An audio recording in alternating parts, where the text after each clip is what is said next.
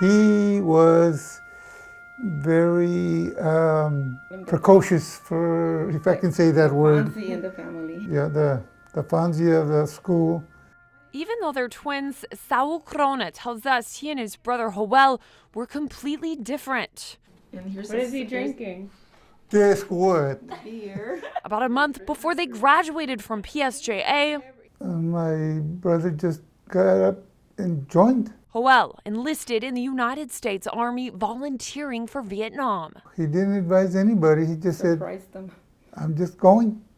And before we knew it, he was gone. All the while, Saul, And I was waiting for him to get out because I was itching to join the Marines, John Wayne style, gung-ho. their mom demanded the twins, her only children, not enlist at the same time.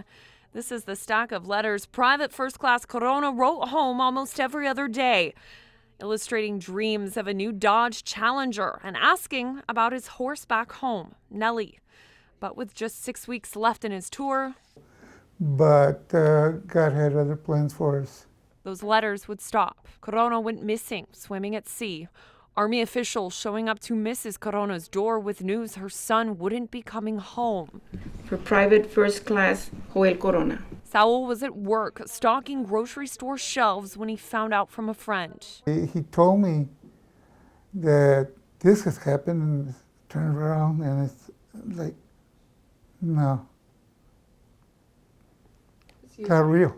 Life changed for the Coronas. A family mourning period extending so long, it pushed Saul and Maria's wedding date back. Now, It's been 50 years. 50 years that, he's been lost. the pain is still there. To us, a dream come true would be that he would knock on the door and here I am, alive and well. But a tangible, concrete spot to remember Private First Class Joel Corona right here in Mission brings a new chance for closure. This is almost a dream come true when you haven't seen him for 50 years and that there's going to be a place for him.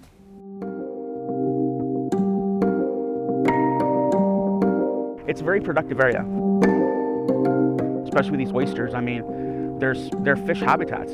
This is the Bahia Grande at the Jaime Zapata boat ramp, one of the few places in the valley with naturally occurring oyster beds. They form perpendicular, so they can really just catch all that water flow and all the nutrients just coming in. This is Mario Marquez. For years, he's been studying oysters. He started an oyster farm himself. His legs show the signs. They're all shredded from oyster farming. The fine, sharp shells that build on top of one another. Unforgiving. You're gonna bleed, you're gonna sweat, and hopefully you won't cry. The benefit of having a wild oyster bed here, it benefits other species. Marquez has worked in other states that do allow oyster farming.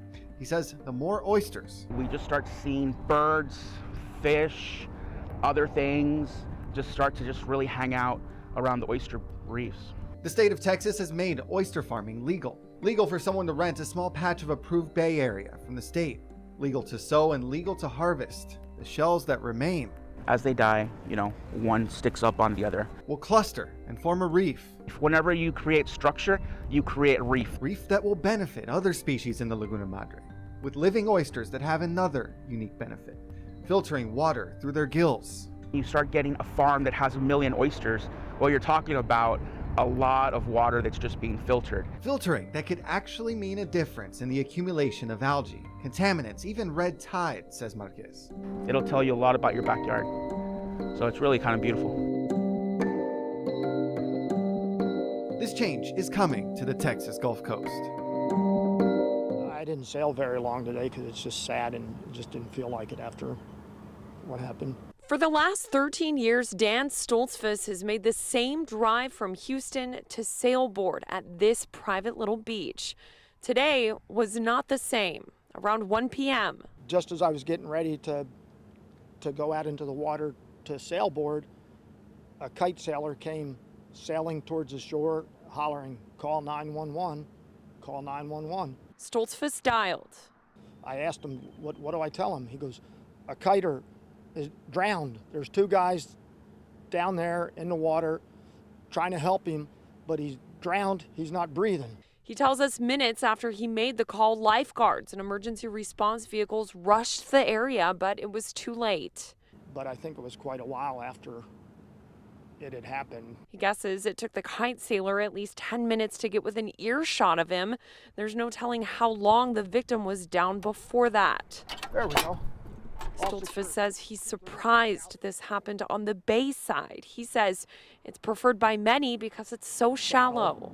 So you have a couple miles that you can sail out before you get to the channel, and it's generally about 5 foot or so deep. If something goes wrong, he can usually just stand up and fix his gear. The Texas game wardens are responsible for investigating every water fatality that happens in the state. Tonight, they tell us they're interviewing first responders about what happened and figuring out if the victim's family has been reached. Stoltzfus says it's a sad time for the members of this private beach where it all happened. Windsurfing, sailboarding, whatever you want to call it, and kite sailing, I mean, they're very fun, exhilarating sports, but things go wrong sometimes.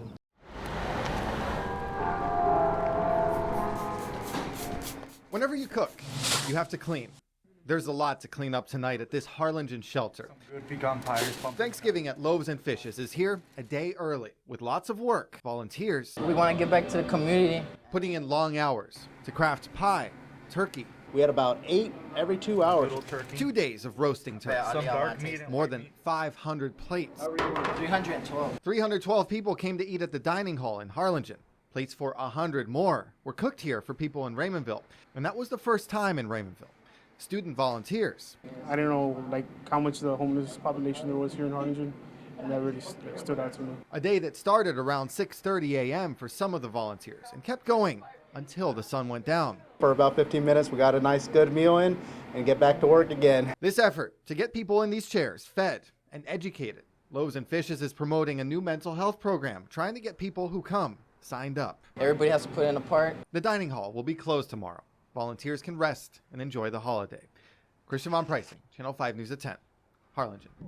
It's going to be the dry stump right now, so it's going to be... An electric shock. So it's 5 seconds. For La Jolla police, they hope this helps when people try to evade arrest or not comply. Now the department has been getting more calls for service.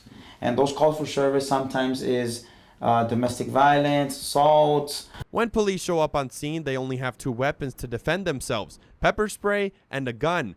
Their backup, necessary force. But La Jolla Police Chief Adolfo Arriaga says that hasn't been enough, which is why he decided to get tasers. Another common situation, fighting human smuggling.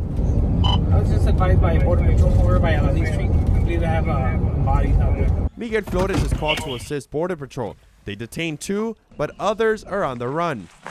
So these are situations you encounter every day, right? Exactly. This is a daily situation we encounter.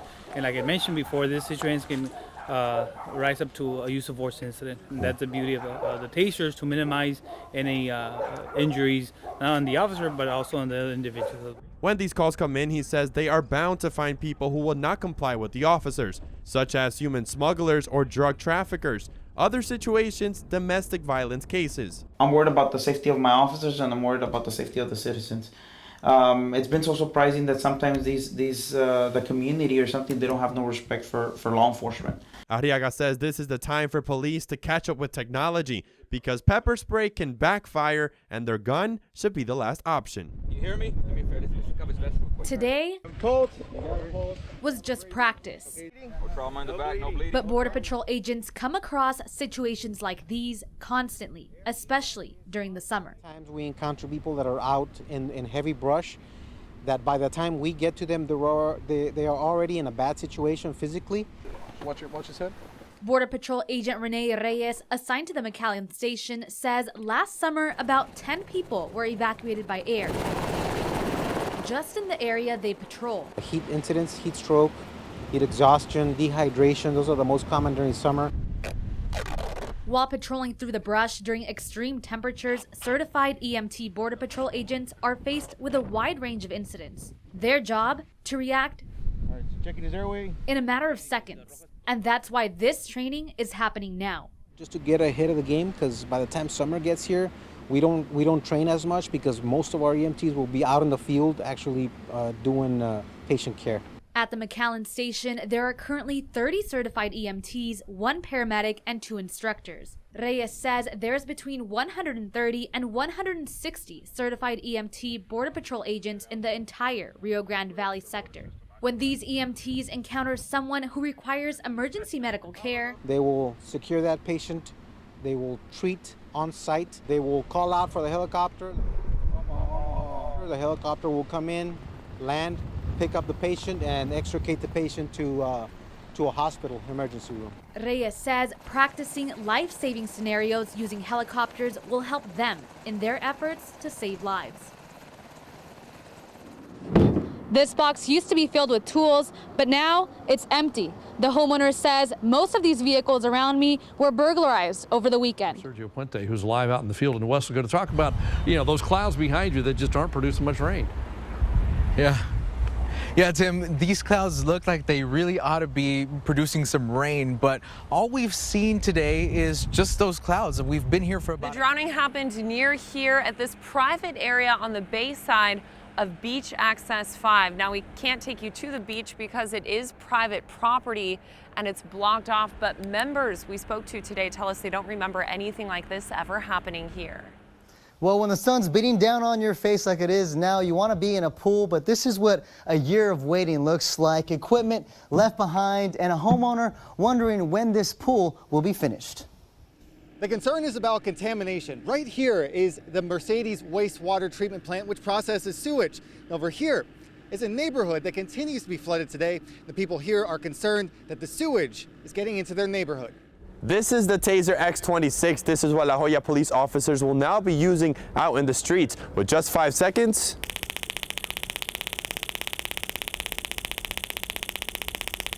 that will give them enough time to gain control. Oyster beds like these can become more common in the Laguna Madre after new legislation by the state. A few miles away is the city of Reynosa, the city where Ronald Lambart was last seen. His brother tells us that was when he decided to cross the Rio Grande. We've been out here since 6 o'clock this evening. You can see it's still a very active scene. Our Harlingen Fire Department is here, as well as Primera Police. And also you can see behind me is that cement truck that's there in that house.